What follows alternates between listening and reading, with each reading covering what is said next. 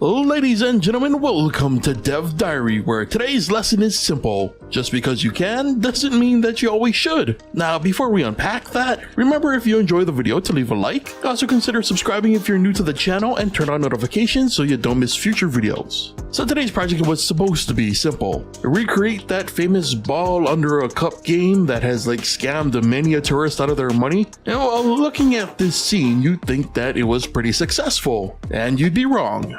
But let's start at the beginning. When the game begins, we generate 3 cups and treat them as physical objects in our game world. This is the same exact approach that we took with our recent war card game. So if you'd like a more in-depth look into how it all works, a link to that video can be found in the description. Now, 1 cup is chosen to have the ball, then we properly space our cups to begin the swap process. Now the entire process works on a timer and technically states, first we swap cups around based on a value. In our case that would be 3. And the swap function is nifty in that it will take inputs to swap between specific cups or will otherwise choose to at random by default. Then each target cup's data is literally swapped with the other, automatically forcing the swap animation. Once all swaps have been made, control is handed over to the player. Again, much like our war card game, we make sure that the player is within the play area and then record whatever cup the cursor is currently hovered over. And when the player left clicks, this initiates the win check. If the chosen cup has the ball, the player wins, and if not, the player loses. Either way, we enter the game over state, allowing the player to try again. Now if the player wins and restarts, a hidden difficulty value is increased, and this is reflected in the speed at which the cups swap.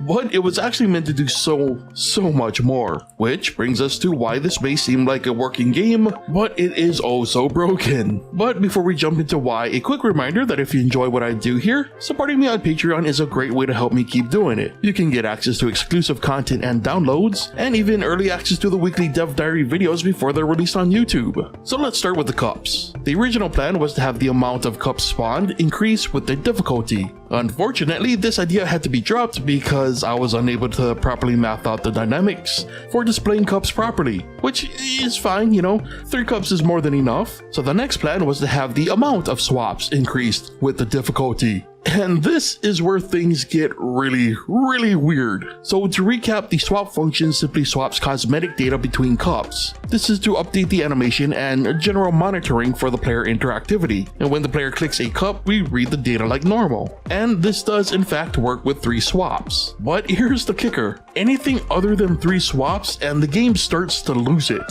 For some reason, anything other than 3 swaps will cause the game to read the player's input 1 number off. But in a weird twist of events, the numbers actually wrap, meaning if a choice is meant to be 0, it'll wrap to 2, and vice versa. For some reason, the choice will always be the cup to the right if anything other than 3 swaps have been made, regardless of how or what swaps take place. And on top of that, even everything I just said is not even that accurate because sometimes it randomly does work just fine. It's honestly an absurd bug that clearly was my fault, and for good reason, because this is pretty textbook in poor planning. The first mistake was not using objects. So much of this could have been avoided by just using objects. But the appeal of doing everything in a single controller is almost too alluring for me, to a fault at this point. And this caused many issues, from simple collision detection to the obvious reference issues. It's very clear that just because I could make everything in one object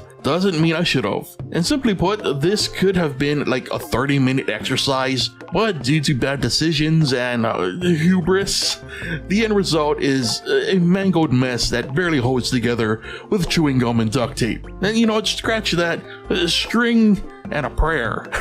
So for the sake of your own sanity, learn from my mistakes and code responsibly. Anyway, I guess that's a great way to transition into the question for this week. What was the last major code blunder that you made? And what did you do to fix it? Or did you even try? Or did you, just slap some duct tape on that wound and call it a day? Honestly, no judgment here either way. Or perhaps outside of coding, what was the last weird or absurd bug that you managed to encounter while playing a video game? Be sure to leave your thoughts and stories in the comments. With that said, brings us to the end of today's Dev Diary, so thank you so much for watching, and I will see you next time.